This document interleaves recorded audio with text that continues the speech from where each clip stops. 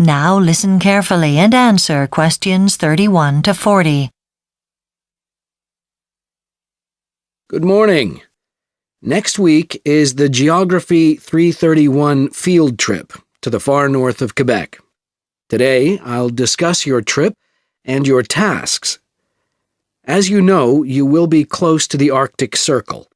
You're going to travel up the James Bay Road through a region that is very remote and uninhabited, yet very beautiful. The highway is 620 kilometers long, but it's fully paved for the entire length. Where the highway begins, there is a roadside office where you must stop. The road is remote, so your registration is very important in case of an emergency. The office is staffed 24 hours per day, 7 days per week. You have to sign in to go up the road and sign out upon your return.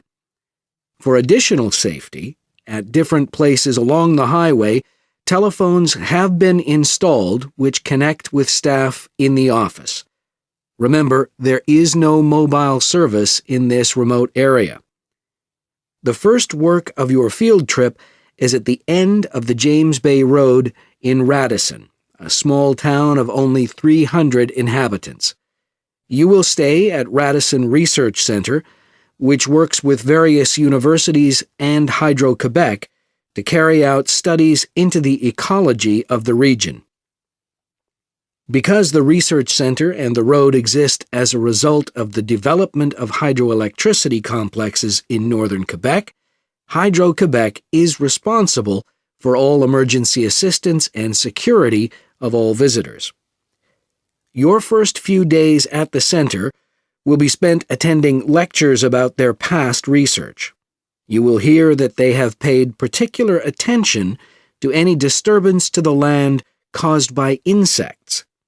After that, you will visit the various outpost stations. There are 3 of them, and when you visit them, you'll be able to observe how data on the varying patterns of the climate is collected and published for scientific research.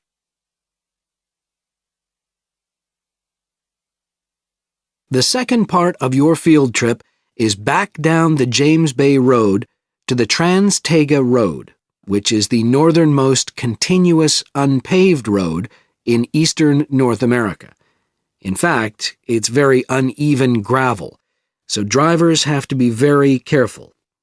Hydro-Quebec cautions that driving over rocks on the rough road may cause severe damage to the car. Any breakdown is serious, as repairs are costly. Along the way, you will be stopping at 2 hydroelectric generating stations, each on a different river. There you'll meet with engineers who will explain and demonstrate how rainfall has an impact on producing electric energy. Your last 2 days of the trip will be spent camping out in the taiga on the Canadian Shield. Taiga is the Russian term for a type of forest.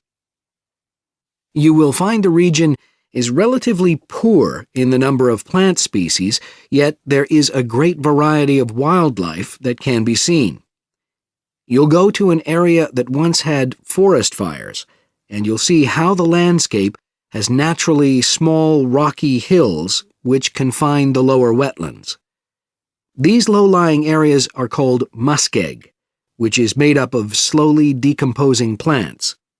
It is not safe to walk on it, as it has pools that are not easily seen, so keep to the rocks.